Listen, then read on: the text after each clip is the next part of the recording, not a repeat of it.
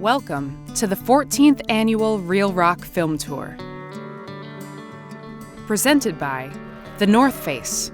Since 1966, we have viewed walls not as obstacles, but as opportunities. From the big walls of Yosemite to the high peaks of the Himalayas, we were searching for a personal kind of freedom. In this pursuit, we found a community, strengthened by different stories, experiences, and perspectives. This community has shown us that the only way forward is together. Walls are meant for climbing. Okay, ready? Go. History begins. You have no idea what to expect. I know that I can do it. It's like, game on. No gear, no balls! Reel Rock 14 is also brought to you by Black Diamond. We design and manufacture the most innovative mountain equipment in the world. Live, climb, repeat. Black Diamond. Yeti.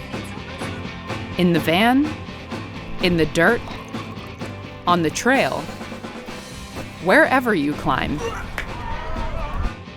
Yeti is built for the wild.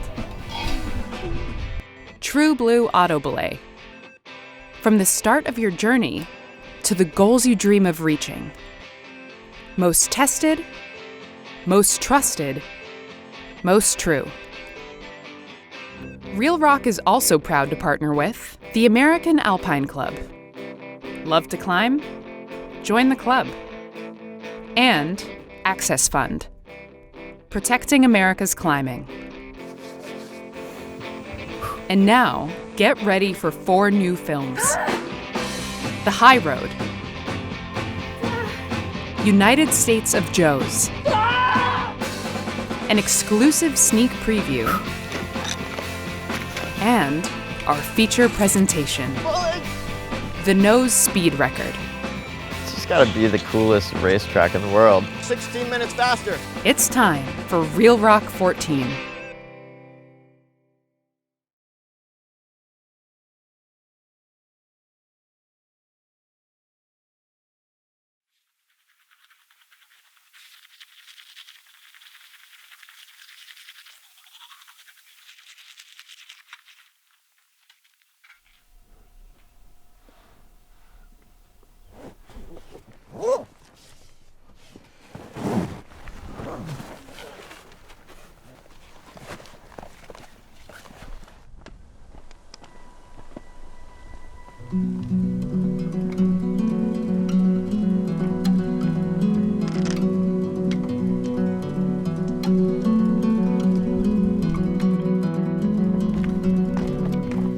We're out here in Roy, New Mexico, a really big sandstone bouldering area, very remote feeling. It's definitely flown under the radar for the past few years, which is pretty nice. There's a good chance that you'll be the only ones out here.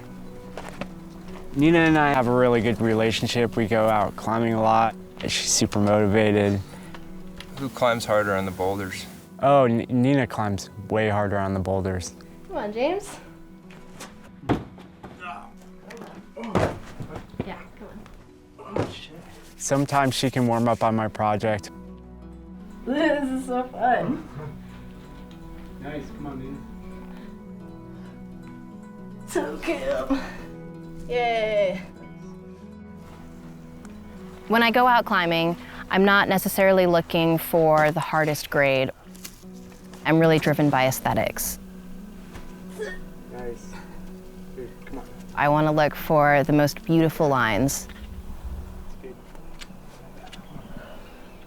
The ones that make me react in this visceral way.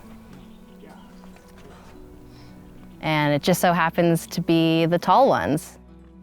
Nina likes climbing taller problems, which can be a little nerve-wracking sometimes. Nice. Oh my God. That was kind of exciting. Yeah. I'll see a line and it'll be this really cool big thing and I'll think, do I actually want to climb this thing? Is it worth it for me? And if it is, next step is to check it out on a rope. Woo. make sure I know what the holds are and what my beta is like. It's about dealing with the fear on a rope, really immersing myself in it. So in the real moment of climbing it, I can feel that fear still rise up on an instinctual level, but just be able to manage it a lot better and be like, okay, you know, I feel this fear, I hear it, I sense it, but I don't have to listen to it.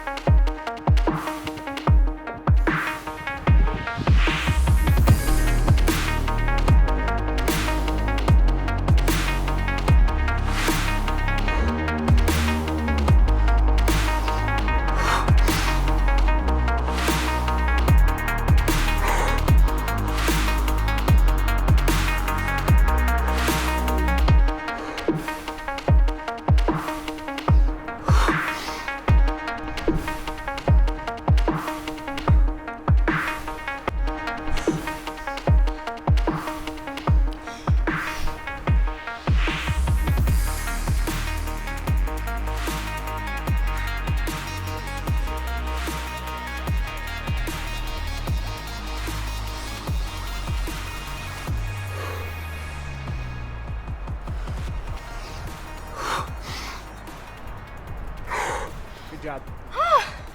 Yee! It's easy to be inspired by Nina. She's always looking to push it harder, looking for the next big thing. For the past couple of years, I had this seemingly far away goal to climb this beautiful boulder called Too Big to Flail. It's in the Buttermilks, which is world-renowned for very, very big boulders. It's probably around 50 feet or so. You walk up to the base, you look at it, and your eyes just keep going up. You think, oh my gosh, it's just sheer.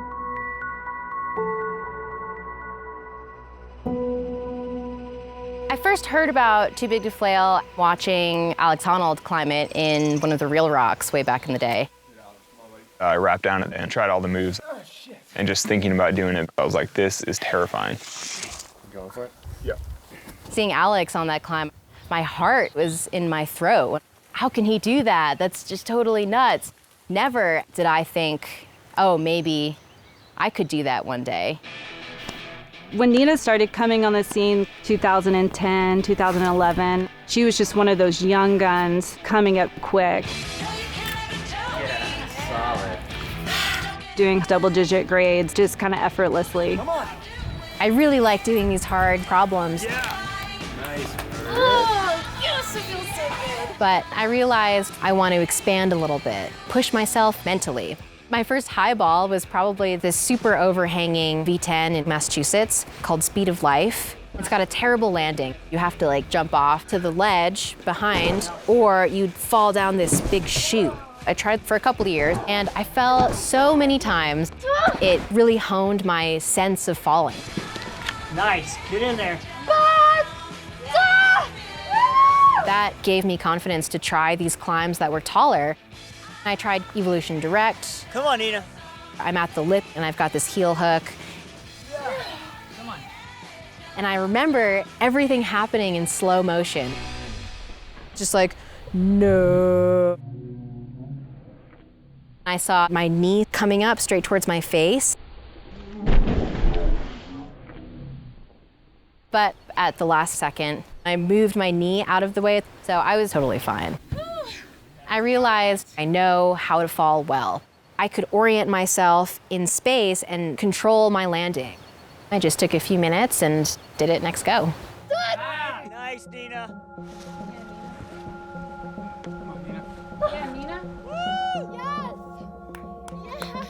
I started to seek out these massive boulders, building my mental strength in a step-by-step manner. Anyone can do it. It just takes practice. In the last 5 years, Nina's been going through a process, doing all the steps to get to the level she's at. But I also think it just takes a certain kind of mentality. Maybe Nina just has that gene that makes her a little less fearful. She has this ability to assess the risk, keep a calm mind, and just go for it. Go get it, come on. Oh yeah, come on. Yeah. Wow. 2 years ago, she really took another step up with Ambrosia. Shit, dude. I was there with her filming it, and it was kind of terrifying. On a boulder like Ambrosia, it's full commitment. When you're that high up, there's no falling. You just kind of hold your breath and just trust that she wouldn't put herself in that position unless she was 100% confident that she could do it.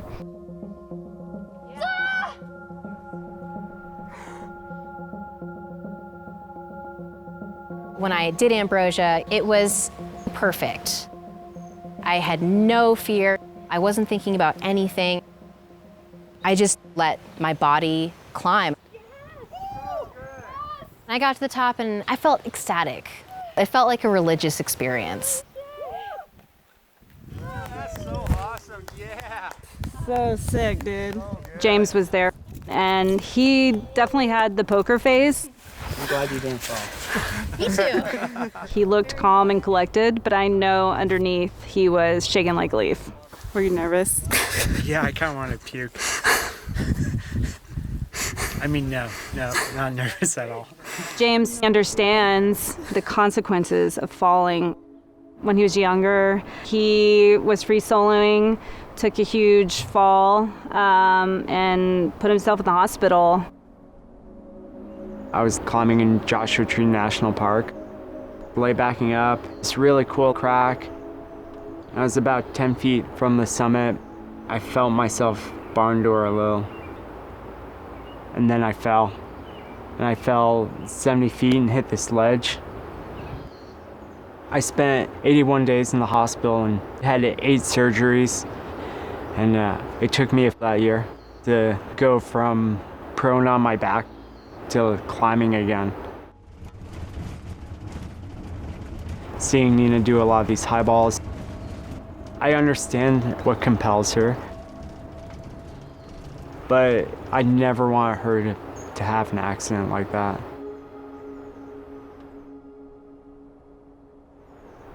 When she first told me she wanted to do Too Big to Flail, I wasn't exactly enthusiastic.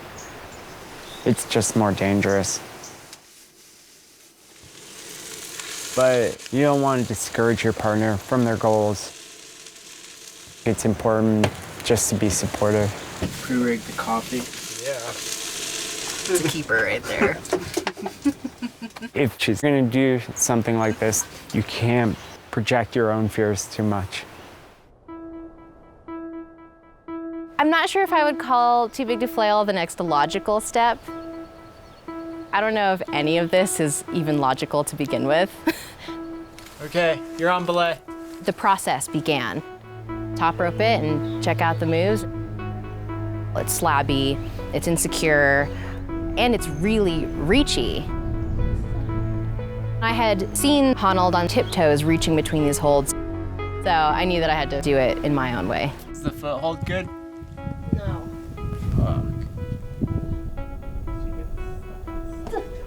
A couple of people have fallen off of this middle section. This guy, Nick, took a ground fall. Another climber had to jump off and fractured his ankle. But no one's fallen off the top cruxes. God damn. Nina figured out the crux moves. And then on the top section,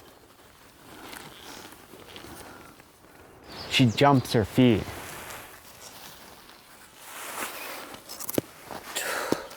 Jumping 45 feet off the ground without a rope. That's not ideal.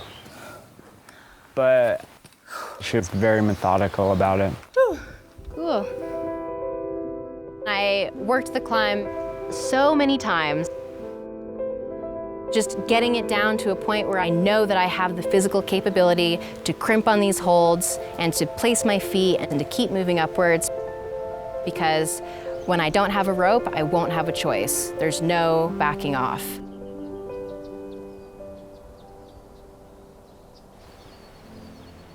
I just want to reach this state of action of my body and tranquility in my mind.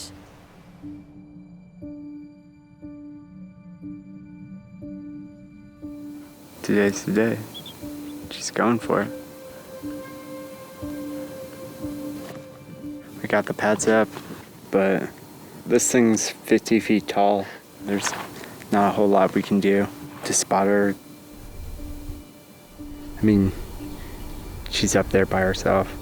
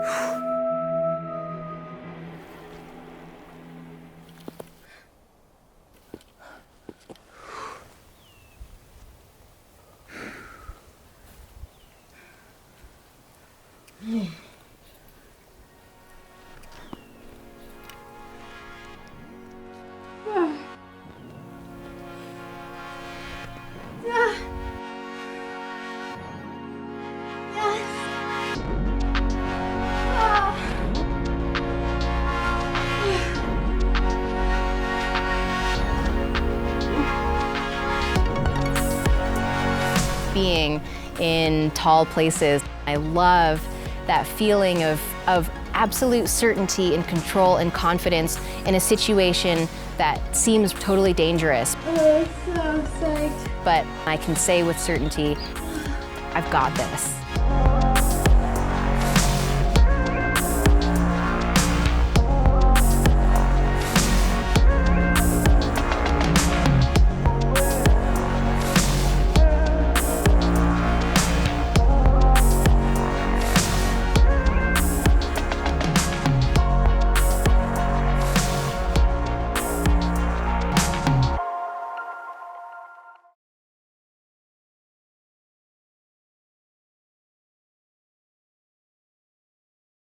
I talk to people and they say, "Where do you live?" And I say, "Emery County." And they say, "Well, we don't know where that is."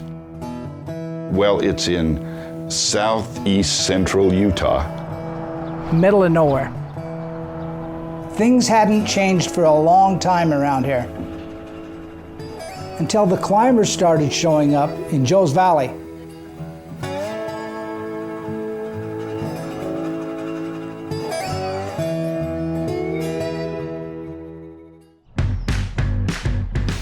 Our crew of climbers came out of Salt Lake City in the mid-90s. That generation of climber in that era, bouldering was the new thing. There was no harnesses, there was no rope. This was a new style of what climbing could be. We're completely obsessed with our little world of burning each other off and trying to get as strong as possible. The culture of it was young, punk rock, fuck everything, we're just gonna go do what we want.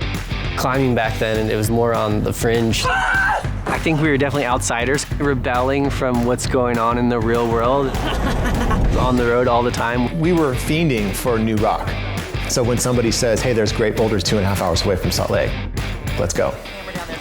We drove down to Joe's Valley. Just like, holy crap. There's literally tens of thousands of boulders. This has everything we've ever looked for in a bouldering area. Like, this is sick. There were so many these like striking black streak boulders. There was slab bouldering, steep bouldering, super high bouldering. The Wild West mentality of let's go just around that corner and see what's over there. And the more you hike, the more you're gonna find. Nice. Ooh, nice. Classic climbing. You just come here and it was awesome. Come on!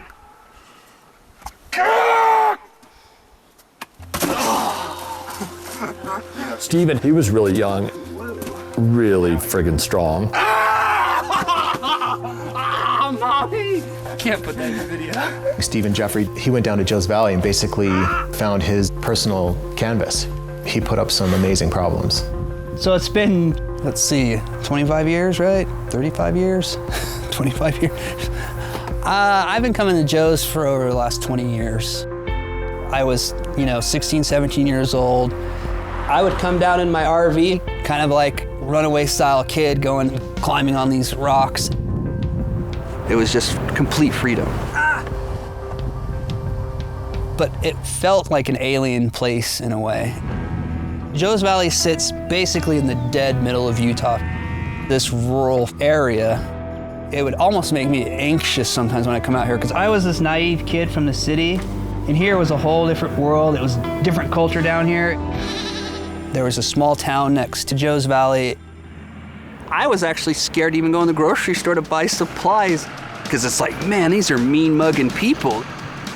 Yeah, check this out. I remember going in a bar down there with a video camera, dressed like a climber. One of the bartenders just shaking her head at us and pointing at the door. It wasn't like they didn't like us, it just they knew we weren't gonna fit in, right? It's not a safe place for everybody. When you go down there, you're in their country. I remember camping at the bottom of the left fork and some dudes in a big giant truck pull up and they're like, hey, you fucking hippies, and start like shooting a bunch of bullets off over the top of our tents, and we're just like, ah. The locals, they didn't know who we were and what we were doing. I can remember seeing the strange guys with the mattresses on their back. And I'm thinking, what in the world? They're doing what? They're climbing on our rocks? I mean, I just couldn't imagine that being anything you'd really want to do. Fucking hell! Being an outsider and looking at bouldering just looks really weird. I want to climb up the hardest part of this 12-foot rock. It was just... Yeah! Okay? Yeah, I'm good. My first thoughts, they're crazy. In my head, I kept thinking, do you not have rocks where you live? Here in Emery County, this is a small community. Everybody kind of knows each other. We're cowboys and coal miners and power plant folks. We're quite a conservative group. We are Mormons, so we are very, very family oriented. Yeah, we're very, very churchy here, I guess you could say. We all try to protect our own. So when we saw the rock climbers coming to the area, it was like, hey, we don't know who these people are. I was a manager at Food Ranch here in Orangeville. Food Ranch was the hot spot for climbers. So this is where I come whenever I have a serious case of the munchies. The owner was scared. He didn't know why they were here. They dressed a little different. They had the dreads, the man buns. You know, we knew that they were showering in our bathrooms because bathroom floor would be wet, a little smelly. At Food Ranch, I'd be hanging out there with my friends and these people would walk in and they look like vagabonds. Old dirty clothes, like they've been out walking in the mud. Just kind of gross. I feel so bad. Well, especially back then, like the climbers were, I mean, the dirt bag was the real deal, you know? Like your down jacket was soiled. You look like a homeless person. I don't mean this in no bad way, but they reminded me of back in the 70s, the hippies, just free-spirited people. Yeah. You can tell the climbers just by, look a little disheveled and tired. And in fact, we've heard a lot of climbers call themselves dirtbaggers. Yeah, but we were scared to say that because we didn't ever want to offend anybody, but they'll tell us we're dirtbaggers. And so, they're here, where are they coming from, and coming into our little town. There were a lot of people talking. In fact, there was a lot of concern. Are these guys going to kidnap our kids? My mom was always like, Cambry, stay away from those people. They're probably weirdos. Yeah, I wasn't exactly the poster boy for the Mormon community. Yeah. My style, hey, what's happening? And was Mad Max versus Flea. My van always had some sort of skull. The bone shifter. Got my little friend hanging here. He's been out in the sun a little bit too long. Water fountain. Whenever Jason would stop at a gas station, he'd put in $6.66 of gas just to be weird. Poster boy for being a freak. And we've heard that there's some goofy motherfucker around. I wanted to make people think, confuse them, and I think it succeeded to some extent. For years, there was just a small group of people climbing on the rocks in Joe's Valley. But climbing areas go through changes. The first turning point of Joe's was the ascent of Black Lung from Ben Moon. Ben Moon was one of the most famous climbers in the world. He came over from England to Joe's Valley. He was trying his undone project. It was absolutely gorgeous. Nice! Technical, powerful, really hard. At the time, it could have been the hardest boulder problem in the world. It became this epic battle Ben had with the problem. Come on, Ben, you dozy fuck. Go! Go! Fuck! I was thinking, I hope no locals can hear us out here. Fuck! Piss off, Snow, you fucking wanker.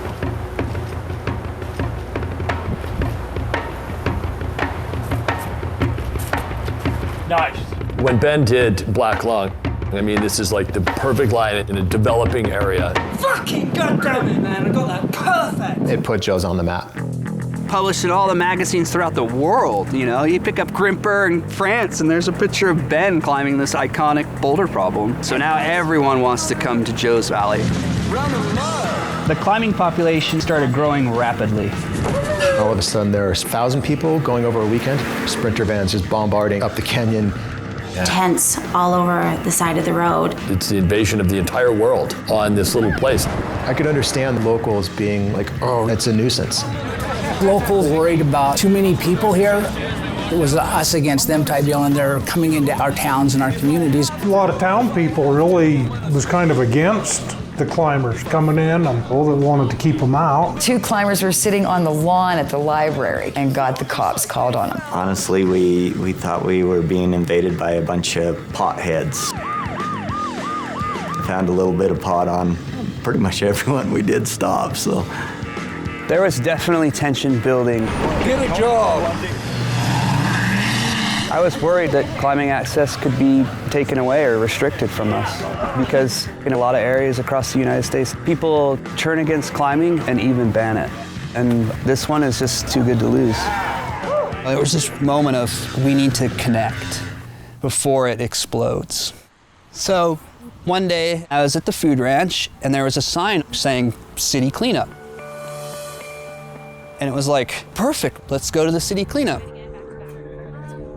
So we show up in the morning and it's a bunch of ladies preparing food. We look over and there's these different people over there. They look a little bit like bums. You think, well, maybe they're homeless. And then they got up and walked over to us. We're here for the cleanup. When does it start? And the poor lady's like, oh, thank God, we were just here thinking you needed food. Oh, my words. We were so excited. We said, are you serious? You're here to help us? We were just amazed that outsiders would come in and give something to our community. The classic part was, here I am shoveling on Main Street. You know, it's a Saturday, all my friends from Salt Lake are coming to climb.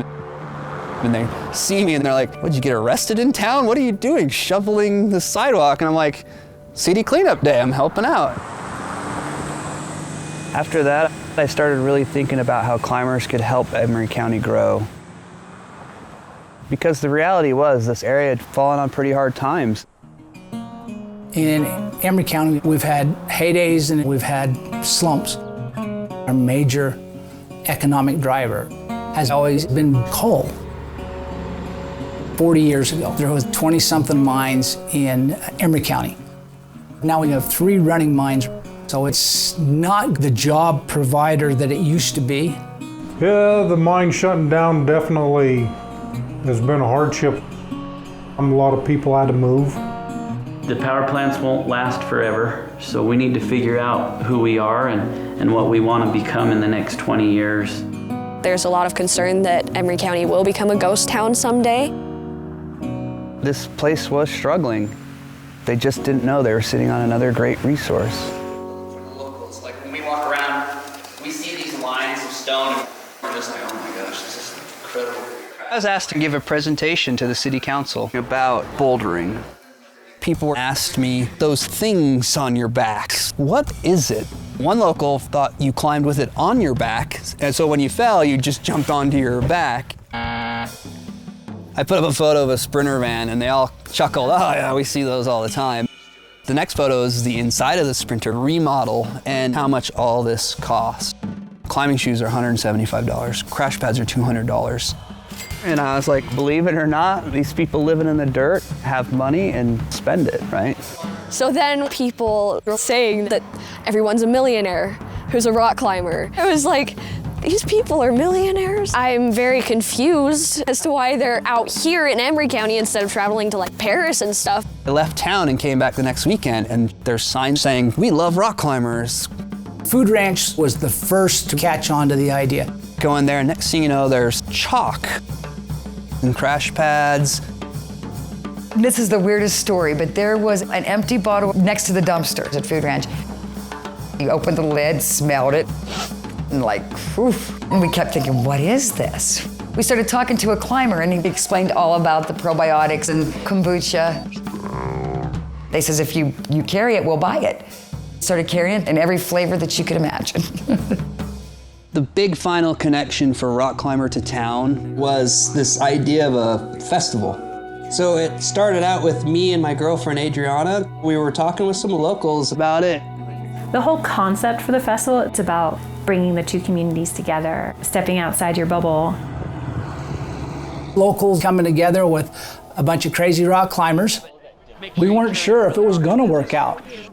Hot dogs, get your hot dogs, get your mustard relish, get your pickles. We're gonna try to get to know each other better. They were the best chili dogs I've ever ate. Or even maybe learn some stuff in the process. All right, everyone, let's get ready. Let's get all our crash pads and everything, and let's head out to these boulders over here, okay? We had all kinds of folks from town come out. People who've never even seen or worn climbing shoes. They send their first boulder problem. My name is Brooklyn Potter. I miss Emory County. This is so much fun. I'm having a ball. I've tried new shoes on it. That's great. Oh my goodness.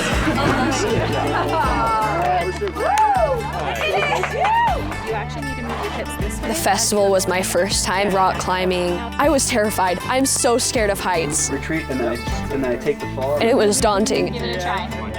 Once you step up, it'll feel a lot better. Imagine, heck yeah. Right hand. After that, I was hooked. Woo! I got the bug bad. Is this the line? What'd you say? No, it's jump right up. Okay, if you're gonna get a picture, you better freaking hurry. If I was their age, I would have got rid of all my fancy trucks and stuff. I could have just come up here with one of them pads. Hey, I'm happy about it. You guys have fun. We never wanted it to be just a climbing festival. We want to show climbers from all around the world the local culture and flavor around here. So they can kind of understand our way of life and why we love it so much here. We started doing a clinic on how to make jerky. And you just want it real light. Pepper makes everything better. The jerky was so good last time that I'm back, even though I'm a vegetarian. I hope they keep coming back and look forward to meeting a whole bunch more. So. For the grand finale of the festival, we had something special in mind. They said, we're going to do a rodeo. Showing off their riding skills while the rock climbers were competing in a number of fun contests. Get on there now, huh? He knows it's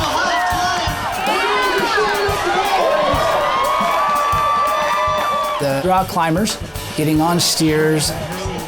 Oh, this is such a bad idea. The first boulder I seen do it walked out in flip-flops. I'm wearing sandals. This is unfair. I thought it's not going to end well.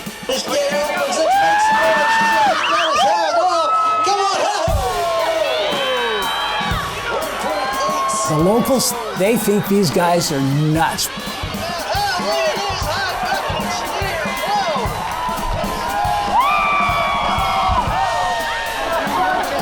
But it's one of the best events of the bouldering festival.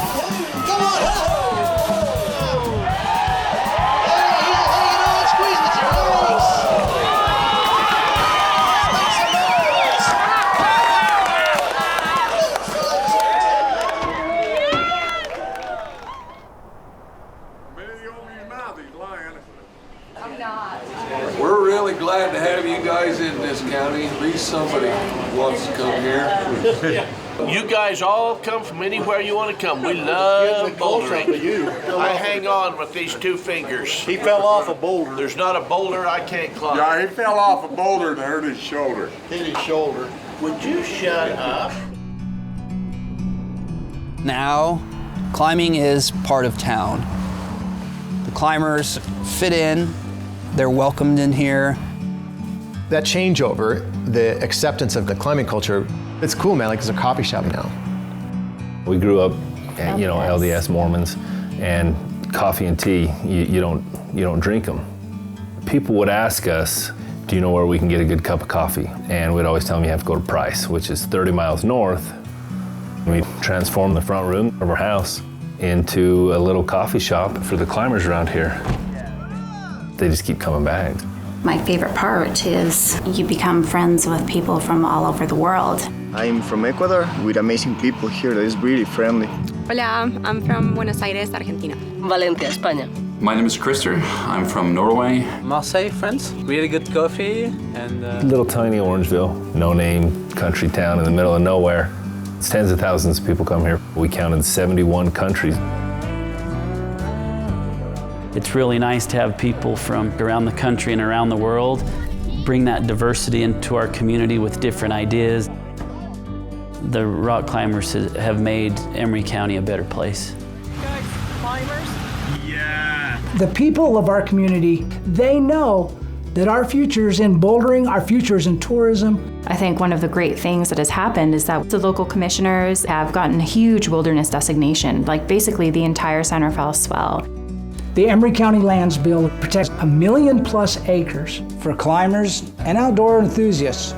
Right now, our country is so divided, and outdoor recreation is that point at which diverse people can agree on things and work together on. And what about like Stephen Jeffrey? He moved. Yeah. Stephen Jeffrey just moved there. Adriana and I became a part of this community through our festival, and now we live here. I love Orangeville, and I do not want to leave, ever. Stephen is the mayor of Joe's Valley Bouldering now. I mean, he's writing the guidebook, and he's a local. I mean, he loves that place, you know. Oh Lord, I see what brings me here. It's a mother to all my wandering. When I first started coming down here 25 years ago, I was a scared little kid just looking for boulders to climb on. If anyone told me this is a place where I'd be settling down and living, I would definitely think you were crazy. But honestly, I couldn't find a better place on earth than Joe's Valley. Girls will come in festive clothes, and the boys will wait to gaze in. And birds will sing from tops of trees and sound like falling angels.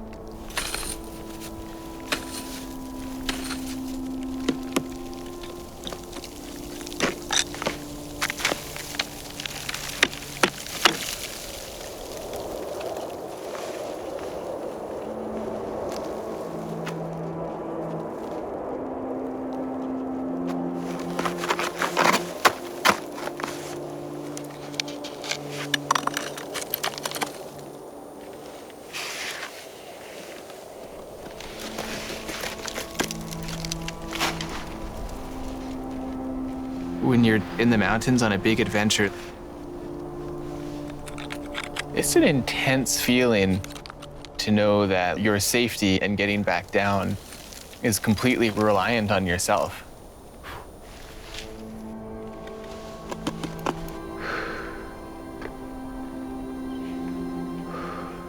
I mean, you just have to climb carefully, take it one step at a time.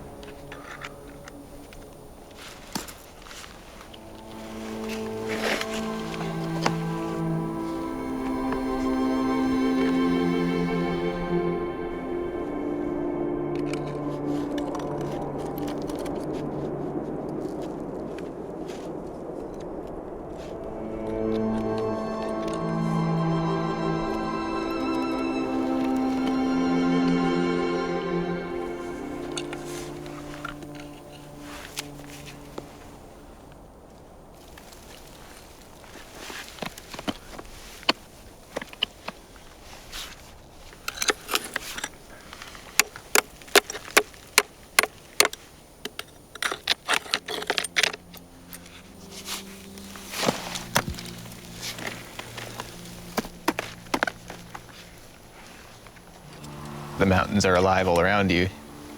And there's stuff that's beyond your control.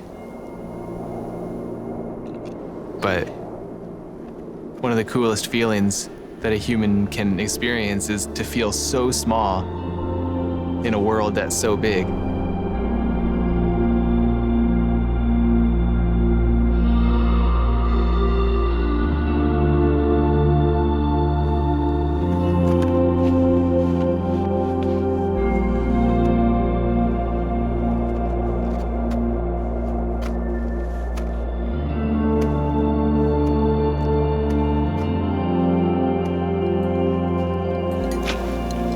Climbing, for me, is definitely about a lot more than just climbing. And it's more about like the mental journey from beginning to end and everything that's like brought me to that point. You know, it's almost like my whole life leading me to a certain place.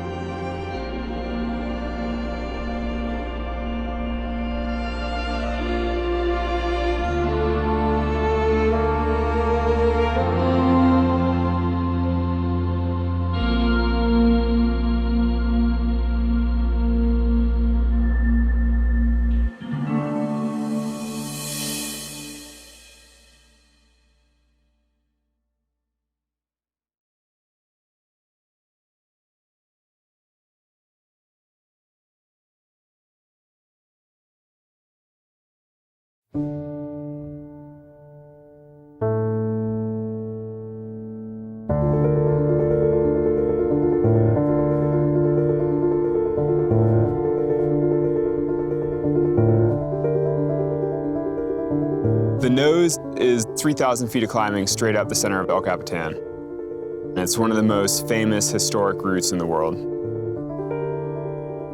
The speed record on the nose has always been a serious competition. The different climbing heroes breaking the record back and forth. I mean, climbing El Cap really quickly is pretty hardcore. Give me a brief history of speed climbing on the nose. A brief history of speed climbing on the nose. The nose was first climbed in 1958 by Warren Harding. It was the first rock climb of that scale that had ever been done, and it took 40 days. Since then, people have been trying to climb it faster and faster. Earl Robbins did it in a week. The second ascent of the nose was a move on the Yosemite chessboard, and whoever makes the best moves is going to win. Each generation writes its own history on the nose. In the 80s, Peter Croft started pushing it faster. If I can do that fast, then I've got the whole afternoon free to do something else. In the early 90s, Hans Florin entered the scene and basically ushered in the modern era of speed climbing. Speed climbing the nose is the ultimate expression of how competent a climber you are. To race up this 3,000-foot wall in under 3 hours, you have to have the skills and endurance like a marathon runner. It is the most badass competition there is. Fastest time up the most incredible rock face in the world. I think this record will last for a good long time. All these incredibly talented climbers started to compete in that arena. Legendary figures like the Huber brothers. And make sure you clip the bottom bolt. Yep. More women got into the speed climbing game, like Quinn Brett, Libby Sauter, Mindsmith Gobot. It's pretty risky. You face some really big falls. Time, knee, itch, Hans recruited Yuji Hirayama. We're down to not just minutes, but to seconds. The record went back and forth. We want to one-up each other. We want to be number one. The whole strategy starts to become more extreme. At the boot, I run out the entire track, just hold the rope with my hands as Sean swings across. Basically just less protection, bigger risks. No gear, don't fall. It's coming close to a certain limit. Come on! Just barely squeaked it. In 2012, Dean Potter shaved a few seconds off the time, and Hans had to hitch his wagon to a new horse. I'd been looking around for somebody else I can team up with. I thought, Alex Honnold soloed Half Dome. Let's pull him into the mix. If you didn't run out. I mean, Hans did literally write the book, How to Speed Climb, which I read and learned how to speed climb from. So it was pretty exciting for me. I think the biggest takeaway was how systematically he approached the entire experience. I was wondering about that. You had to memorize all the moves, all the gear. You had to know what your partner's doing in the different places. You had to figure out all these different ways to refine things down, as near to perfection as you can.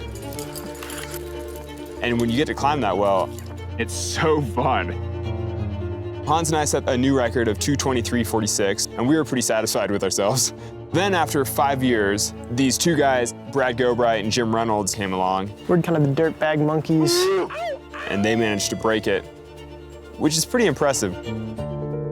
When we topped out, I made a little Instagram post thing, and I got a text from Alex literally like less than a minute after I'd made the post. Like, hey, congrats, A quick little like, hey, good job, guys. Yeah, all right, I'm calling Tommy. In the past, the players, like the Hubers, freaking Hans Florine, Yuji Hirayama. These are pros. These are like the best climbers in the world. And then Brad and Jim, the dark horses. I did not see that one coming, that's for sure. I barely knew who they were. They just came out of nowhere and broke the no speed record. How many interviews have you done on camera before, Jim? Probably none. I've done no interviews on camera before. See, my vocabulary sucks. I'm always like, I start talking, and I'm like, what the fuck am I saying? What am I trying to say? They seem kind of goofy and fun. There he is, Crispy, the pet squirrel. They live kind of like derelicts. All right. Yeah, welcome to the place, guys. Step through the gate. Watch your head on the skeleton. We got our stick walls, to give us a little bit of privacy. Do you want to come inside? We've got basic supplies. The climbing gear, the cam shackles, the bear grease. This is the fingerboard. It's good because it's got big holds. These are the ones I grab onto. We've got this nice collage of all my friends. I don't think I actually know any of those people, but it's a nice collage. Dean Potter shows us the way. We follow in Dean's footsteps. This is where we keep the katana, right here. This has been in my family for at least a generation, which I guess means my brother gave it to me. And yeah, that's what we use to combat all evil. What kind of music do you listen to? Mainly death metal. Yep, the heavier, the faster. Gets me stoked, makes me feel like life is epic, because life is epic. Got the heavy drums, the shredding guitar.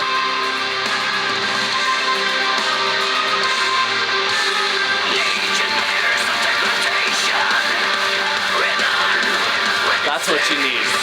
That's what you need right there.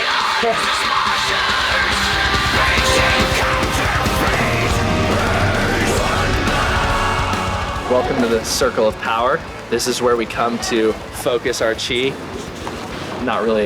Don't know any martial arts necessarily, but we're trying to get all centered and ready for the nose. Jim and I put in a lot of work. Just that season, we'd climbed it 11 times, trying to perfect that strategy just right to where we could shave off just a few minutes. Go by go, we were running it out a little more. Our rack was getting thinner and thinner. From my half, I lead up to the top of Boot Flake, which is 1,500 feet up, and I only placed 3 cams in that entire time. How safe was your ascent? To say it's safe would be a total lie. I mean, it's not that safe. It is definitely dangerous, but we would try to make it as reckless as possible. Or let me redo that. It's the nose record is absolutely dangerous. There's no getting around that. But the goal is to try to make it just as God damn it, I can't speak. What am I trying to say? Don't make this. Try to the least amount of recklessness. Yeah. Holy shit. On the record go, like a dumbass, I just forgot to drink water. I was like, holy crap, man, I'm thirsty. I got up to the Dolt Tower and there's a party up there and I was like, oh, can I have some water? Need coffee or anything? No. Is there any water up there? Yeah, lots. I was breathing super heavy and I tried to drink and I choked. Thanks. Yeah. Just coughed into their water bottle. Yeah. Thank you. The less you have, the better, because if you have nothing on you, then you're light and free and you can climb really fast. Just like being a runner, They got those little tiny shorts that they run with. Yeah, I'd go up there and I wouldn't wear underwear because it'd weigh me down too much, The closer we're getting to the record, maybe we're pushing that boundary between dangerous and reckless just a little bit more. You're starting to wonder, can we just like take a little bit more risk and get it finished so that we don't have to come back and take all that risk again? Part of the strategy is that I need to be like right on Jim's ass for that last pitch, because the time doesn't stop until I touch the tree. Yeah, I'm like giving it everything I got. I'm just sticking my fingers through the hangers. I'm not clipping them with carabiners. I heard that at the top, Brad was literally just holding on with his fingers to the bolts and just plowing across, and they had an entire 60-meter rope hanging between them, but with nothing clipped. And you're like, what? Like, what are you guys doing? There's one final bolt that I clipped just so that we're clipped into something, but this time I'm like, we're gonna break the wreck. There's no time for anything. So I skip it, and it's a little Dean Potter quote. No gear, no falls. No gear, no falls. Brad's down there just like monoing through the bolt hangers. I was like, what does he mean? Like, there's no gear? What? And I remember like pulling over this one lip, and I was like, yeah, he's not joking. There's no gear between us.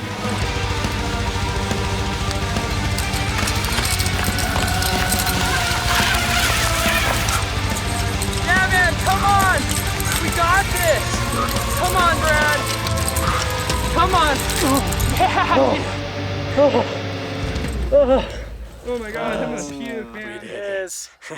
When Brad and Jim took Alex's record, Alex started talking about recruiting me. There aren't that many potential partners out there for speed climbing the nose. There just aren't that many people who can physically climb 3,000 feet really fast.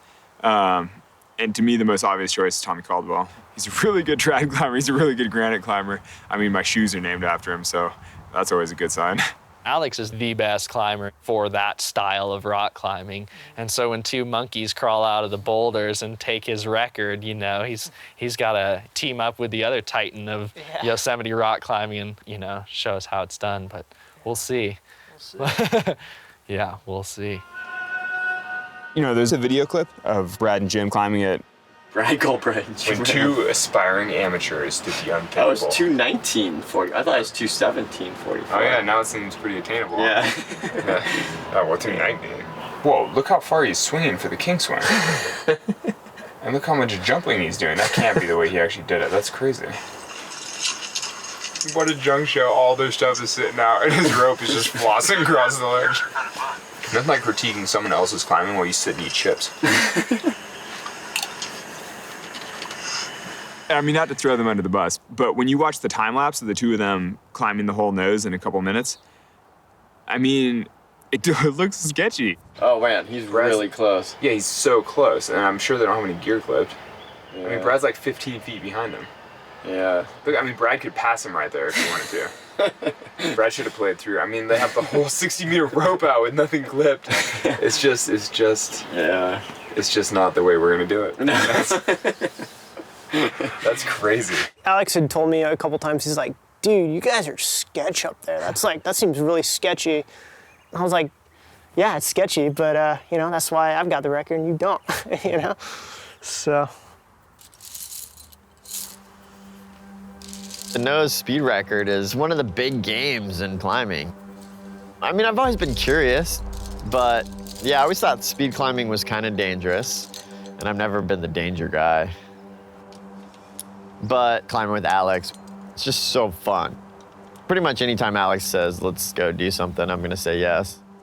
He's my bad influence friend, absolutely. How are you guys? How's the fam bam? Good. Good, yeah, the fam's so good these days. Really fun. They don't like it when I leave. That part sucks, but everything else. You're only gone for a month, huh? Oh my gosh, are you gone for a month? Well, they're gonna come, I think. Oh, okay, good. Yeah. Wow. I get like shaky excited every time I come here still. Still happens, it's pretty rad. It's pretty exciting. The last couple of years, my life is so different. I've got 2 kids now. The Dawn Wall movie's coming out. I wrote a book. I've been flying all over the place doing events.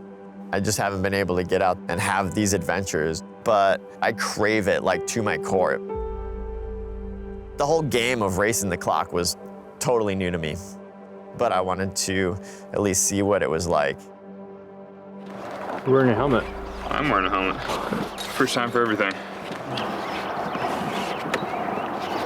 You look weird in a helmet. Okay, I started our timer, so we can just feed tons of slack, don't worry about it. Okay, I've actually got a piece in. Normally when you're climbing, your partner is holding the rope and they're belaying you.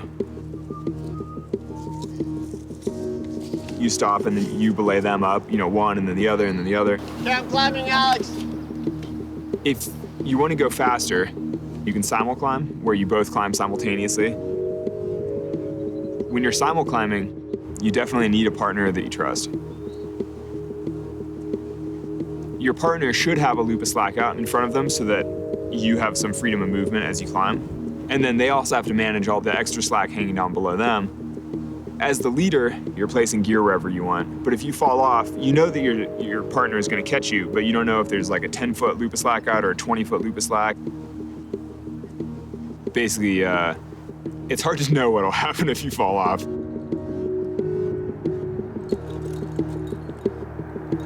So Tommy. Yeah. You can go a little slower, Tommy, because there's only really the 2 anchors clipped between us. Oh yeah, okay. Just don't fall. Got it. When you speed climb the nose, anything goes. Any combination of free climbing, aid climbing, cheating, you're stepping on bolts, you're pulling on gear if you need to. Total free-for-all. There are always weird logistical snafus or things happen and you just have to deal with them.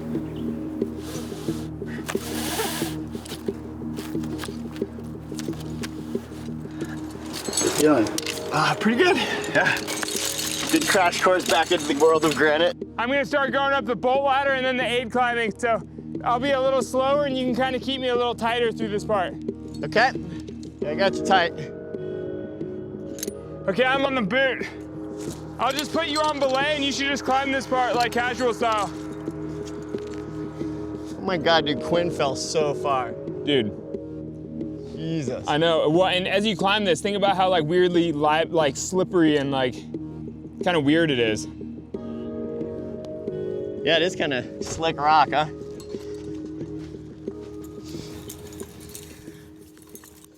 The main thing with speed climbing the nose is that you shouldn't fall off ever. But it's hard to fall off. It's 5'10". You never have to do any hard moves because you're cheating as much as you can. You're pulling on draws, you're stepping on bolts. It feels pretty comfortable. I think sometimes Alex is just so is so confident in himself that he tends to just think that other people are as solid as he is, but it's not the case. Our first run, I led the last 500 feet. I was climbing along and I got to a place where I was like, oh, it's a little bit harder here. I didn't realize it was wet. Falling! Whoa, you okay? I just slipped out of a wet crack. I had a piece of gear right at my feet and I've fallen 50 or 60 feet. Falling! Wow, I slipped off wet crack. Whoa, you okay? Yeah, I'm fine. Whoa, jeez. What's that? I said, oh, geez. I just put in a piece, luckily. Oh, yeah, sweet. Yeah, sorry about that. No, that's... Fuck. Sorry, I had you kind of loose. Okay, I'll keep it a little tight here. Okay, I got you good. Thank you. Nice, Tommy. I climbed it in 4.5 hours. Okay. It's kind of mind-blowing for me. That was fun, though, man. Yeah, that was pretty good. It's gonna be a good workout. Yeah, so are we thinking we'll climb the nose again tomorrow? I feel pretty good right now. I feel like we could. I'm down if you're down. Tommy, he was surprisingly enthusiastic about it. Speed climbing kind of suits his schedule right now. I mean, honestly, he's in the middle of a book tour. I was surprised. I feel shockingly good. Great, yeah. It's definitely a good way to maximize the amount of climbing you do in a short amount of time. Hey, can we say hi? Hey, how you guys doing? Are you climbing today? Yeah, we climbed El Cap already today. Oh, nice. How route did you climb? The nose. Awesome. Yep. This little fitness lap. I've got Alex's already. Oh, yeah? Or Real Rock, LA. Nice. I totally understand, man. Are you guys getting on something this afternoon? No, No. I'm getting in my bed. Okay. Yeah. Thanks. Tommy took a 50-foot whipper today. Did he really?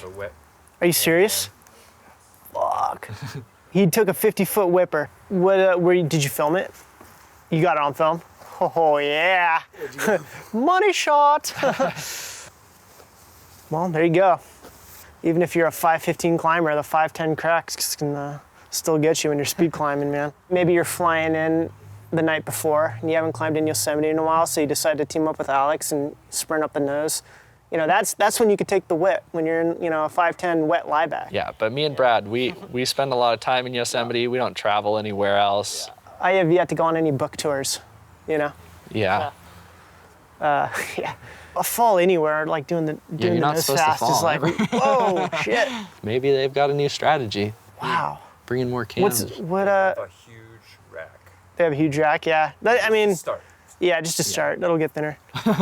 Yeah. Alex is like, no, dude, I swear it's safe. We could totally make it safe. And then each time they go up there, he'll probably like, just, oops, we forgot the other 0.5. Let's organize the rack so that you're all, you may as well just organize it straight under your harness. So you're ready to lead tomorrow. I've been really surprised by Alex's willingness to keep it a bit safer. I feel like we should just start trimming down the rack a little bit as we go. Although I'm already seeing that when we're going through our rack, he's like, oh, we can remove this piece, we can remove this piece. And I'm like, let's not take that too far.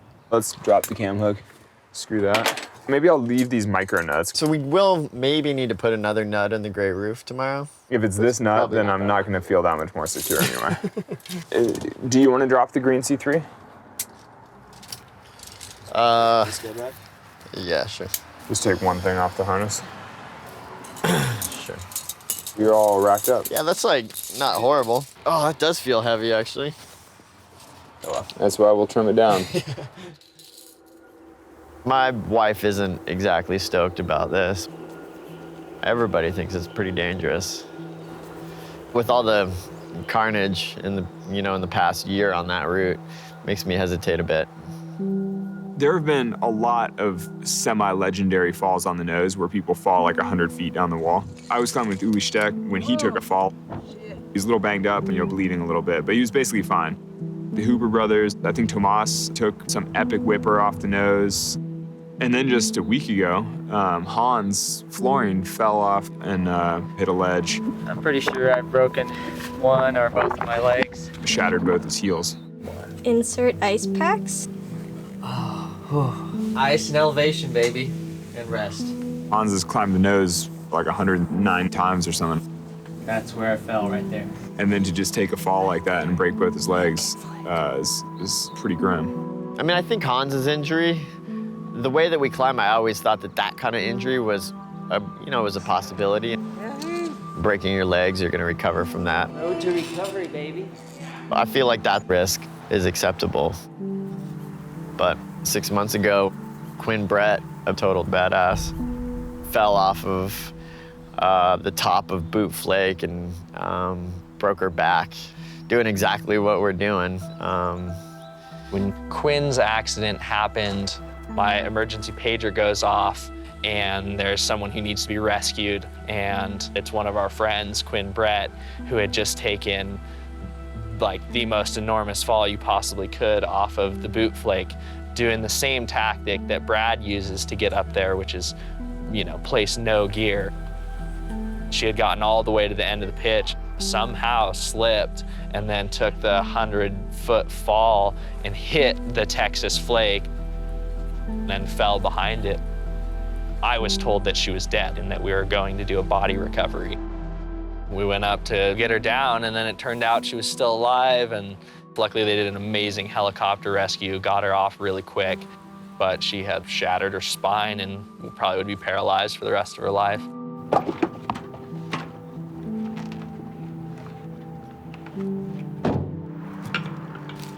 I'd climbed the nose 12 or 13 times. I did speed records on El Cap and throughout other formations in the valley and in Zion and in Rocky. For me, speed climbing, I just really like moving, covering terrain really quickly. You find yourself in like what they call the flow state. You're moving, your brain is firing, you're problem solving really quickly, and your body is moving really efficiently. Had I summited that day, I would probably still be speed climbing. I mean, it was a pretty awesome feeling. until the moment I took a fall. Quinn lives in my hometown in Estes. I see her all the time, and you see how her life has changed, and you're just like, wow, that's pretty heavy. So I'm a father now. I can't really do things that are, I gotta keep my scene pretty buttoned up for the most part. Remember my first time going up the East Ledges? Have fun, guys. See ya. Be safe.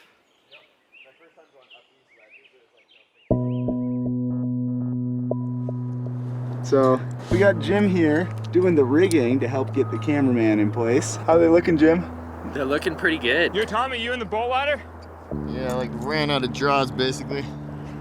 It's a little strange to be up here watching the guys who are trying to break our record, but I'm psyched to see their tactics and a little bit of heckling.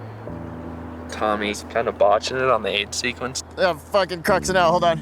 What's that? Cruxing out. My Yeah, fault. I got you really tight. Can you take for a second?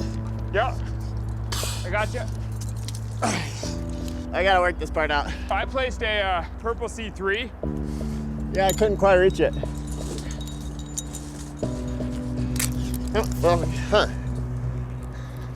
Obviously, Tommy free climbs like a madman, but to put it all out there for something like this is a little bit of a risk. Yeah, you should have saved yourself one sling as an aider, you know? Yeah. Actually, I have an aider. Just remembered that. Gumby in. The aid climbing fucks me up. Yeah, it always does. When I got up to the boot flake, I was thinking about Quinn. I decided to put in a piece, even if it slowed us down. At least for now. I'm not sure if this is the best way, but... Yeah, I mean, we can talk it over. Oh, God. I mean, the thing is, really, Tommy should just solo the boot, but he just doesn't want to, which I totally understand and respect. But so, in order for him to get the gear back, it means he has to lower, and it's just a little junk showy. I'm good there. I don't know. Where do you go to? You're at the Kingswing, right? No, I'm above it now. Oh, you are? So here, I'll just lower you down to me. Oh, no, wait. You just go back up, and it'll lower me. Right? Need to get you the gear, though. Yeah, you can just drop it down the line. Oh, racked in the nuts. Just the way I like it. I was wondering if that was gonna happen. Hi, guys. Yo! How fast were you guys to here on this go, Tommy? 138. Nice. Jim. Yeah, I feel how like long did it take we're you guys to kind get of here? like, we're not fully race pace yet. And I think what would 51, eh? 51 minutes. Whew. That seemed like not quite right, you know? Yeah, maybe not.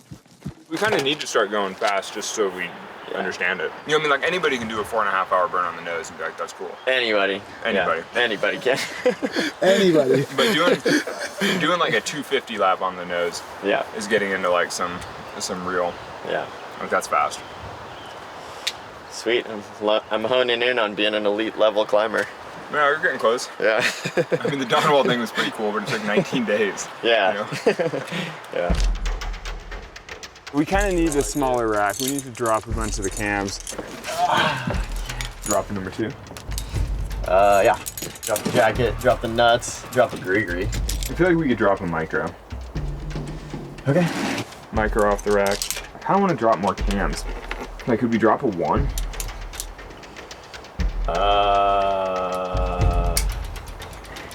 Yeah. That's not that many cams. 5 a.m. and we're about to go climb the nose for the 3rd time in 3 days. So is the strategy similar to yesterday? Yeah, but less cams. Fewer cams. Fewer cams. Mm-hmm. We're trying to make a grammatically precise film. Perfection starts with our spoken word at the base of the root.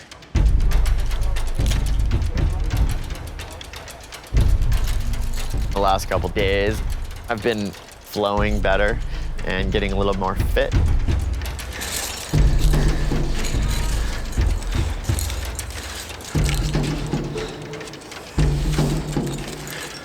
I never realized how freaking fun speed climbing is.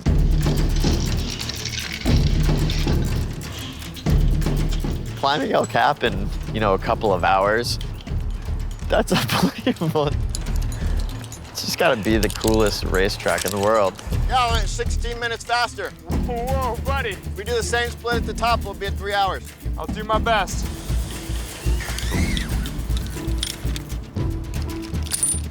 I mean, the real beauty of speed climbing, it's like approaching perfection. When you actually climb smoothly up the whole wall, there's no wasted movement, no wasted gear, like no wasted time. And you're in this perfectly choreographed dance with your partner. Your light's fixed! It feels amazing. It's crazy climbing with Alex, honestly, up there. It's a whole new level. Like today, he got kind of psyched and started to go fast, and he was just running it out. When you're going speed style, there are basically two options. You can simul climb, or you can short fix. The leader gets to the anchor, Hey, Tommy, I'm off! and then pulls up all the extra rope, ties the rope off to the anchor. Light's fixed! The second starts to ascend the rope.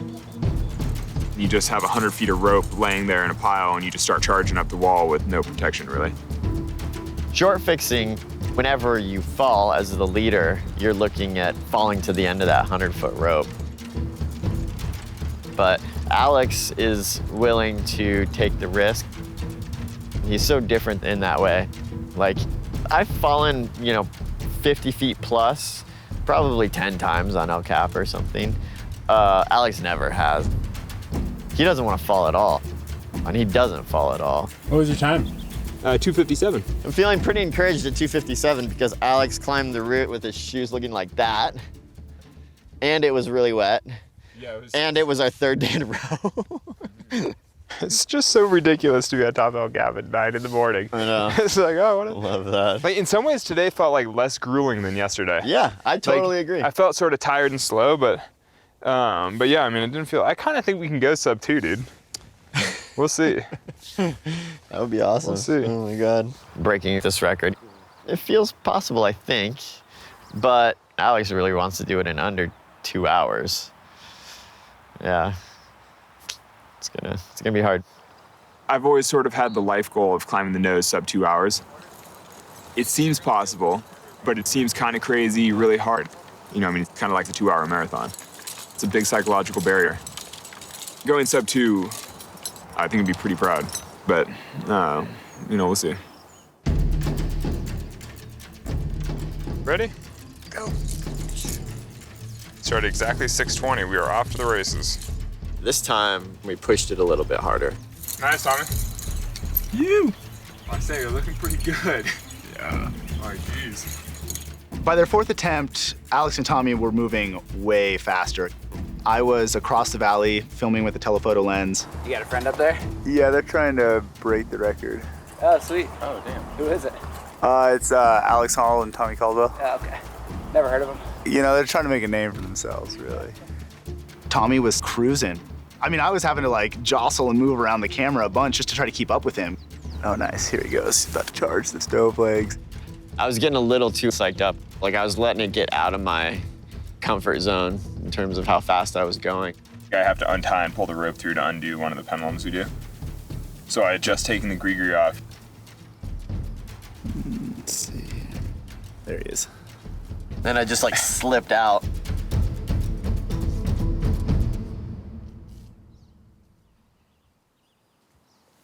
Holy Dude, Tommy just took a fucking monstrous whipper. 100 feet. I'm I can't tell. He's climbing back up to Alex right now. It was right when I was shifting the frame. I just fell until I yanked against Alex, who was tied into the other end of the rope. And then I just started climbing right Dude, away. you whipped 100 feet. You were literally like, oh, I hate that I always do that. And then you swung over and punched back through, and I was like, oh my God. That was outrageous. It's crazy. Even with taking a huge fall, they're still gonna maybe go faster than they have before. So after Tommy took his 100-footer up higher on the route, I slipped out of a crack while short fixed and probably would have taken a 50 or 60-footer.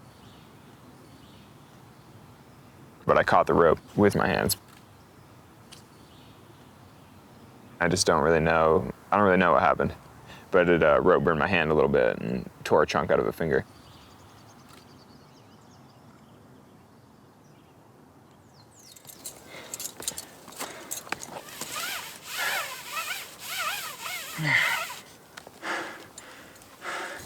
Yeah, buddy. Nice work. 231. That was a lot faster, but really like not that cool. We kind of botched. Does it hurt? Yeah, I mean, it burns. Yeah. I mean, it's like a huge open hole. On the other hand, I self-arrest. I basically caught the rope and caught myself rather than take a 100-footer, which is definitely a big plus. Yeah, we found the same spot. Was that the exact same spot? Yeah. That's crazy. Exact same spot. That's crazy. Dude, it was at least 100 feet. I was like, I'm still falling. I'm still falling. I was like, I hope Alex did just untie and I'm just gonna fall to my death. I had time to think about all that. Doesn't feel quite as fun today. No, it was my trauma. I know we're both like kind of horrified. Man, oh man, what a morning. Yeah. It's a little horrifying too because people are like watching today, dude. We're like, oh, this is cool. And we're both like, oh. I wonder if anybody's watching when I fell. I know, I hope nobody saw that shit. Yeah. Special window that we can jump through our bedrooms from the outside. I'm gonna get you. Okay, I'm gonna get you. I'm gonna get you. Who's calling? Me! Who is? You're calling. Hello? Hey, how's it going? Daddy! You wanna say hi to Daddy? Hi, Daddy! How fast did you climb today? We climbed it 2 hours and 31 minutes. How'd it go? I'm gonna be a base jumper. I mean, it was definitely slightly less than ideal. I'm gonna be a I base took a really big jumper. fall, and Alex also fell and grabbed the rope and tore a huge hole in his finger. Awesome. So, Are you okay? yeah, I was sick. But we've got it set up so that we're only running it out where it's clean. So taking a big fall is, not that dangerous. When Tommy mentioned the speed record, I wasn't really attracted to the idea. Alex was just to take off the concrete. When Quinn had her accident and then Hans fell off the nose, it was just an eye-opener. Like, oh man, you can get really messed up. But Tommy loves climbing with Alex. They're kind of unstoppable together, and they truly believe it's safe.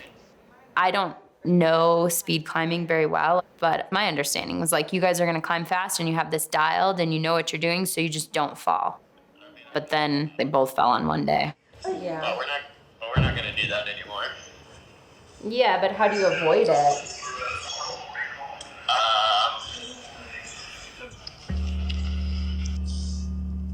After taking those falls, we felt like we needed to dial it back a little bit.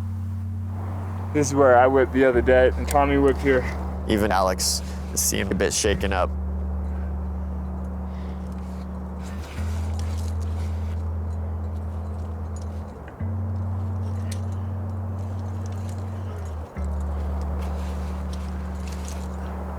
Gives the wrong impression of speed climbing.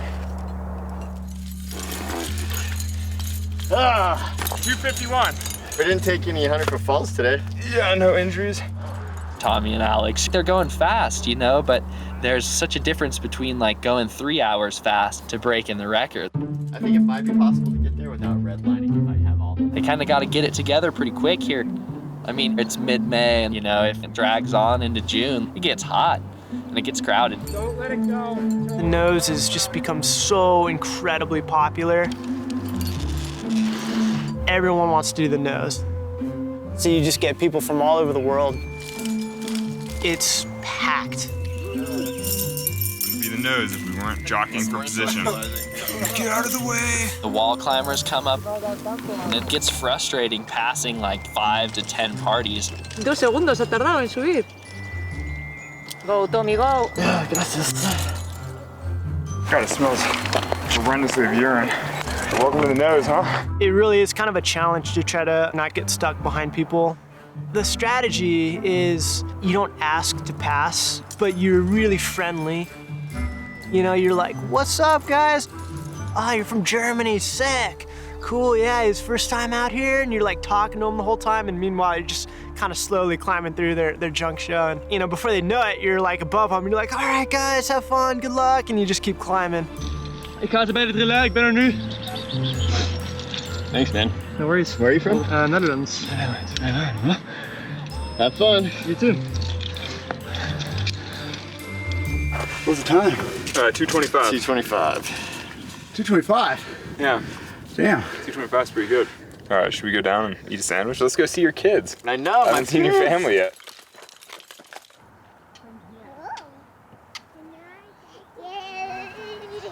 I'll find out my daddy. My daddy. See, I come.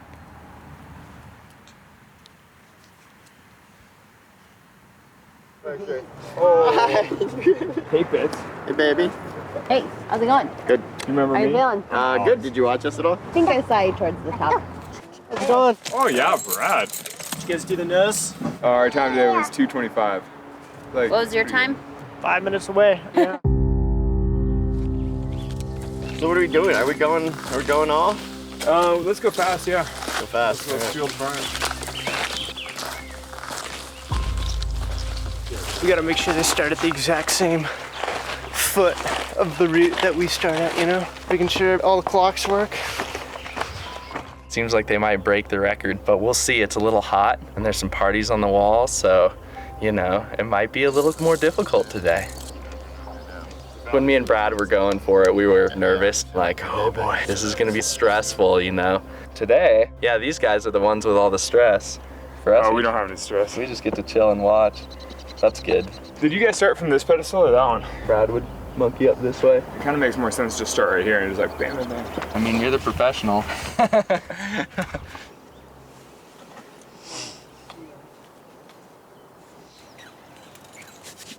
Okay, ready? Go. Remember the Han saying, start out slow, go, go, go. Start out fast, just won't last. And there they go. History begins. Tag. Taking the swing. Hell yeah. Ow, ow. Good. Ooh.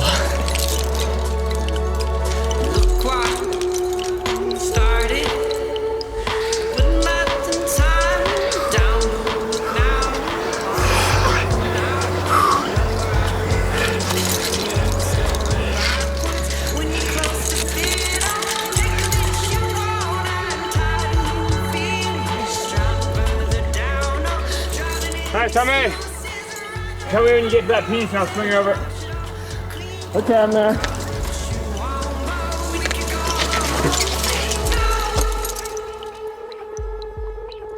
Nice work, Tommy. Thank you. Tommy and Alex left all their gear at the base, so we're bootying it. They don't need it. They get free stuff, but me, I work and steal for my living. Let's see what their time is. They did really fast on the sickle bit. Well, they're at 30, almost 38 minutes. That morning, there was an audience. Becca was there with Alex's girlfriend, Sonny. I think he heard you. You got Hans sitting out there, broken ankles at all. And Brad and Jim. Secretly hoping that they'd watch them make a bunch of mistakes. Is there a part of you guys like, I hope they get stymied? No. Yeah. I don't think so. Do you see Daddy? Mm-hmm. Do you see Daddy in there? He's in the boot. He's on the boot? Do you know where the boot is, Fitz? You can see a perfect little boot up there. The boot flake is always an exciting moment. Yeah, that's my favorite pitch. Yeah. Yeah. It's my least favorite pitch. I just get gripped thinking about Quinn when I'm up there.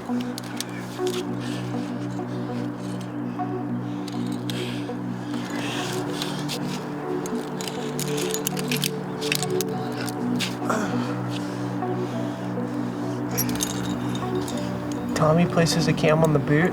Oh, yeah, there he goes. What is he doing? I bet that makes Becca happy. Yeah.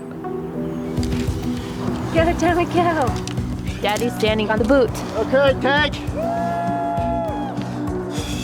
He lowers down to grab it before Alex does the swing. That's definitely a time waster right there. Yeah. Okay, here we go. We've been checking the time after Alex does the king swing. It was 1 hour and 1 minute. We were 5 minutes faster than before. I just knew it was game on. It was time to go as fast as I could. Oh man, they got someone starting up the Great Roof in a minute. Might get hosed. When I was getting up to the Great Roof, these 2 Basque women who we'd passed twice before in the week had just finished aid climbing the pitch. And so there was already rope hanging down it and gear all over it. Que le he tapado los cantos con los frames. No puede meter los dedos. It's mildly annoying when you can't put your fingers into the places you want, but it means that I can just pull on their quick draws and just climb through. Go, Alex, go.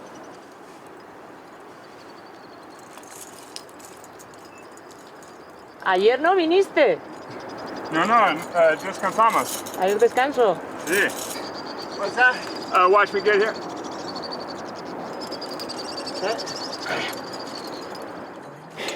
¿Cómo se dice pumped? Pompeada. Oh. A tope. A tope.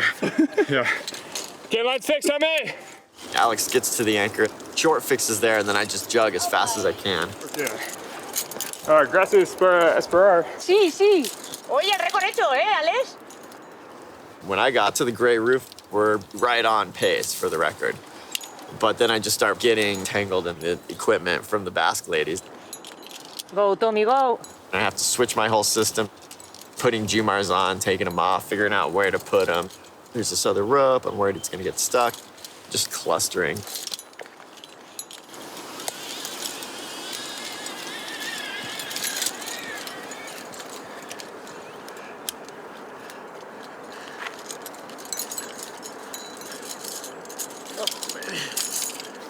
Ah, fuck.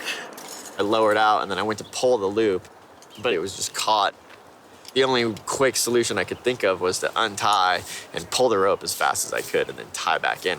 Alex had gotten stopped because he didn't have any rope left. He's just kind of like waiting for me right in the middle of the crux of that pitch. Something got twisted in that anchor after untie. Sorry about that. No, it's not your fault. What's going on? You know where they're at, Hans? Alex is right where I fell a couple weeks ago. So I'd pull my end. Then I just start trying to tie back in.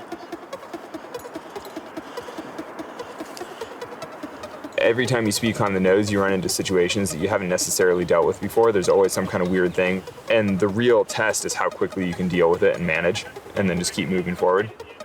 It was definitely the right call for Tommy just to look at it and be like, oh, here's what I need to do. Untie, pull, retie, here we go, keep going. It's like good improvising by Tommy.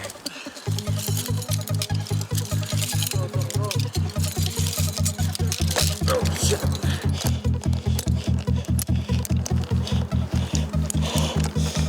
Okay. Nice work, way to deal. Adios. Hey, adios. Venga, a tope ahí. That probably wasted 2 minutes. Look at him go. But, you know, Alex just started to boogie up the steep cracks at the top like nobody else ever had. Climbing like a beast in no-fall terrain. And we made up tons of time there. On each of the last 6 pitches, I have positions where I could probably take a 100 to a 200 foot fall. So I didn't look at any splits or anything. You don't really want to think about pace too much. You want to just go as hard as you can and just execute. Just focus on what we're doing and then just find out on top. Well, shit, dude, he's just booking. Wow, it's amazing. Tommy's at the wild stance. Alex is on the final bolt ladder. The last pitch is like the full glorious sprint to the finish line. It's completely exposed, totally outrageous. You're hand over handing bolts, so like, just leave it all on the table, punching it to the top. It feels so heroic. Okay, Tommy, I'm running to the top. Get some. I wasn't checking my watch at all. I was just trying to go as fast as I physically can. I'm just running uphill with a bunch of weight hanging off me. And then the goal is just to pull the rope as tight as you can and then start pulling on Tommy. Hey, Tommy! Come on, Tommy! I see him. He's pulling hand over handing. Come on, Tommy. The tree is in sight. I'm running up the final slabs as fast as I can. Come on, Tommy! All of a sudden, I just get jerked to a halt.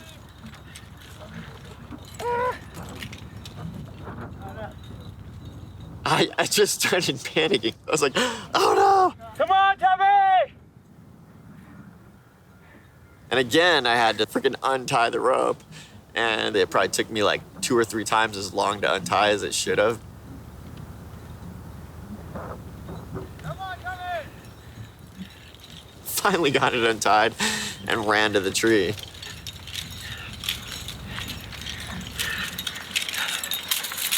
Yeah, buddy. Stop! Nice. When Tommy ran up to the tree without the rope, I was like, that's unorthodox. Untie at the end? Yeah, my rope got caught. I didn't even really realize what had happened. Alex just kind of casually walks back. 2:10:14. 2:10:14.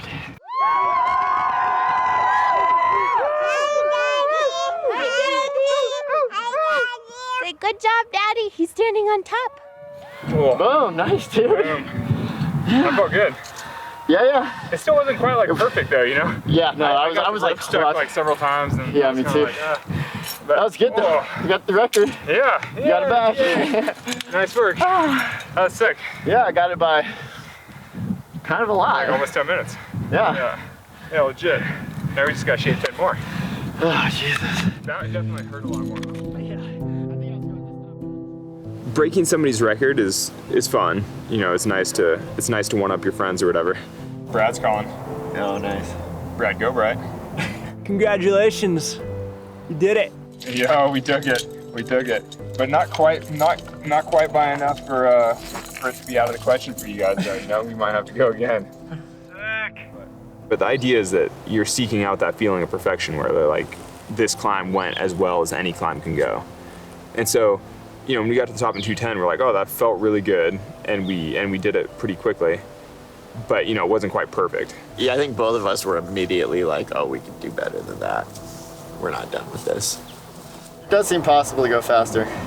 Yeah, I mean, we could for sure shave 10 minutes off though. I feel like we're just getting close to our potential at this point. And so that 2-hour mark is very enticing. We just decided that we should keep going. Try and do it in under 2 hours. You know, I think any reasonable person would break the nose speed record and hang up their rack and they'd be done. But Tommy and Alex, they wanted to break 2 hours. It's kind of this mythical time that people have wondered about, like, oh, is it even possible? My thought is that if we break 2 hours, that'll be getting pretty close to like, this is perfect. Like, this is the best that we can do. It's gonna be real hard. Like, it's gonna hurt. But we're gonna try again tomorrow, and who knows, maybe we'll just cut off another 10 minutes. Yeah, fellas. Yeah. Yeah. Hey, what's happening? How's it going, buddy? He's sleeping. Oh, sorry. You did it. Yeah, I did it. Nice job. Yeah, Hans. Good effort, guys. Yeah, it was all good. Let me consult the history book here. 7-hour, 6-hour, and 5-hour mark, all broken by Peter Croft and Dave Schultz. Dean Potter and Timmy O'Neill broke the 4-hour mark. Yuji and Hans broke the 3-hour mark. Alex hasn't broken any hour marks. Oh, that's gotta hurt. He's gotta go for the 2. We'll break 2. We'll break 2. That's fair. Yeah. So, yeah, go again tomorrow? Yeah. 2 experienced climbers died when they plummeted off El Capitan in Yosemite this morning. The 2 climbers were attempting El Cap when something went horribly wrong. The climbers identified as 46-year-old Jason Wells of Boulder, Colorado, and 42-year-old Tim Klein from Palmdale. Rangers still figuring out just how these climbers fell Saturday.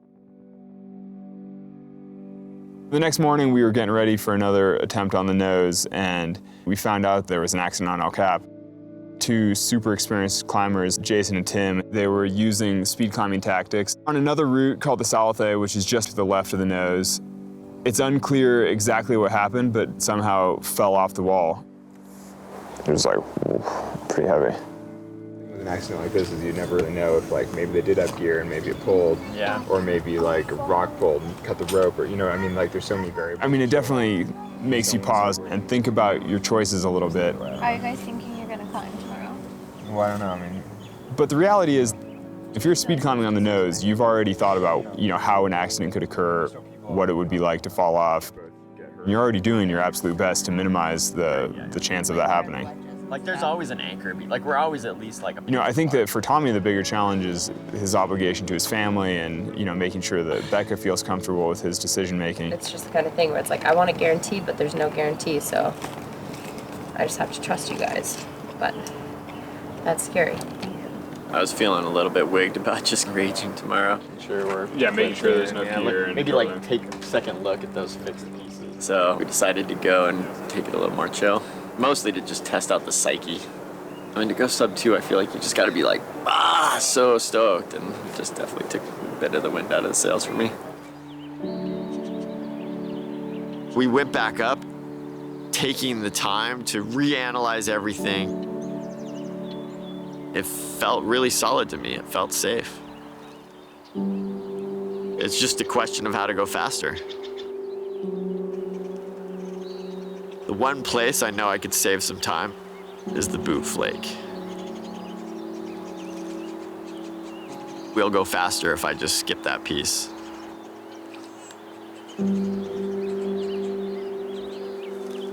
But that's a line I'm just not willing to cross.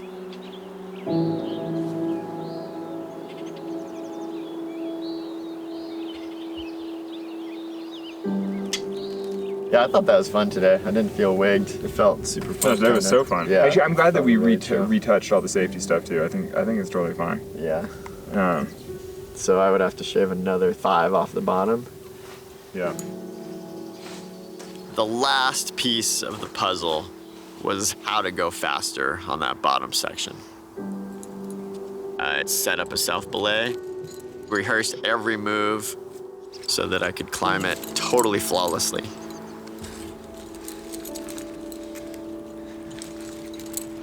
If I could shave that 5 minutes, I'd be holding up my end of the bargain.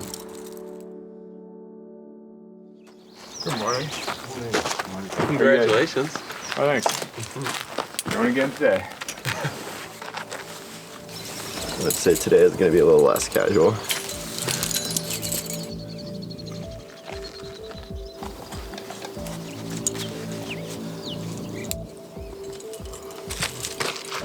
Nice and relaxed.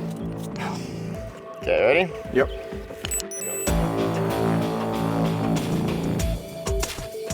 Whoa, Tommy. Tommy was charging to sickle. I mean, most people spend the whole day getting to sickle. Wow, 11:06. Holy shit. And there goes Tommy blitzing to sickle in 11 minutes. It's completely outrageous. Get it, get it, get it. Yeah.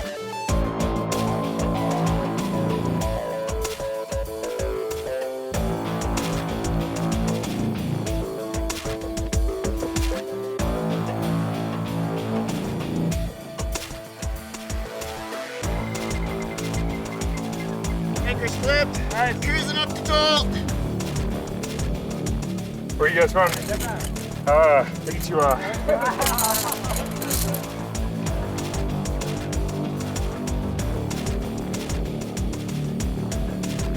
I'm on the bolt. Okay, I'll have you on a sec. You're on normal blunt. I got the pizza. Man, that was really fast. 56. Wow. 5 minutes faster. Nice work. Yeah, light specs. Tommy puts in an amazing effort and puts us in a position to succeed. Now I'm obligated to do my best and see us through to the end.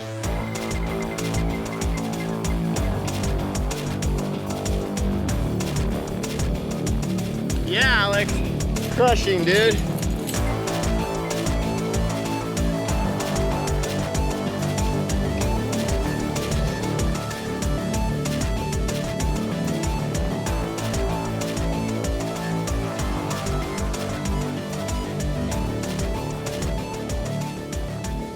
Alex is rocketing up these steep, amazing pitches, 2,500 feet off the ground.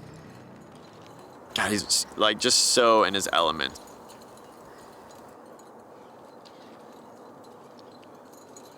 Seeing him climbing with absolute grace and confidence, I mean, that's perfection.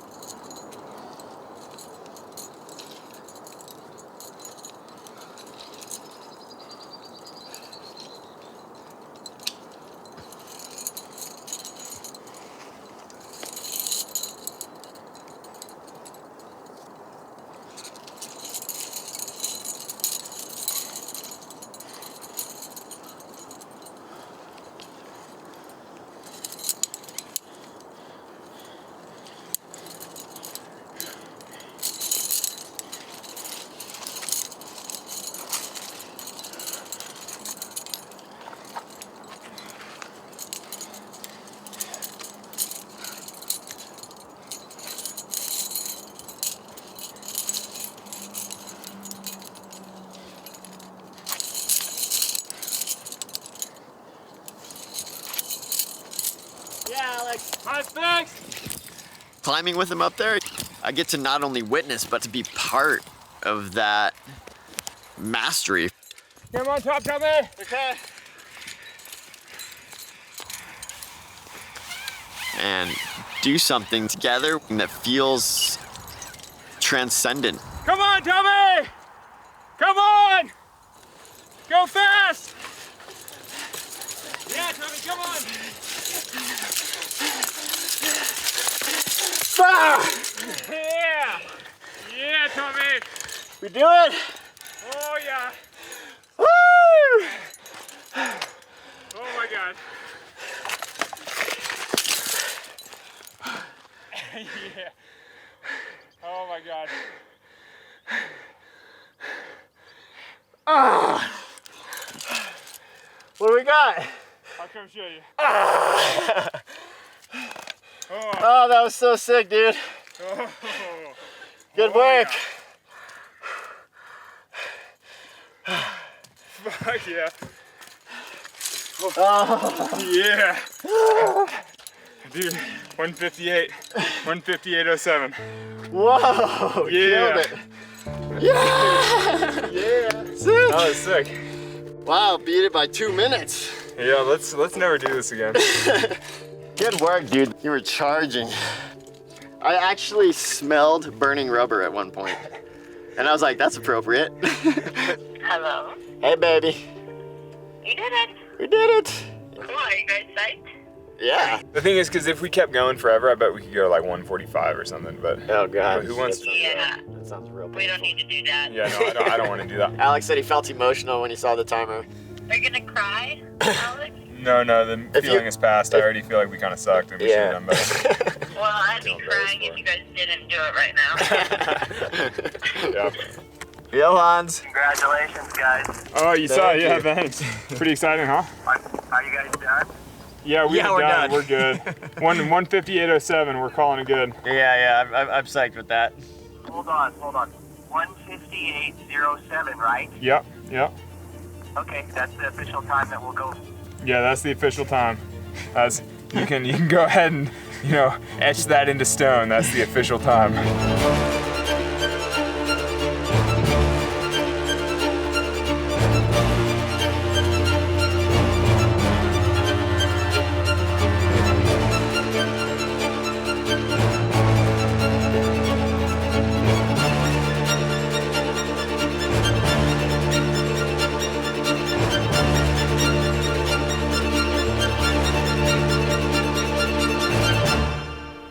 That probably knocks Brad and Jim out of the game. That was the goal all along. Yeah, exactly. Well, who cares about breaking 2? Let's just break Brad's spirit. Just kidding, Brad.